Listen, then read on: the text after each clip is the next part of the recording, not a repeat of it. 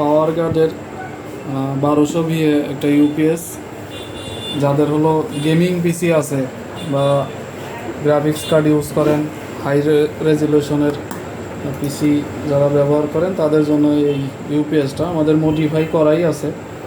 যারা লম্বা সময় ব্যাকআপ পেতে চান, আমাদের এই যে মডিফাই করা আছে, আলাদা ব্যাটারি বাইরে লাগাতে পারবেন। এটার জন্য 24 ভোল্টের ব্যাটারি লাগবে।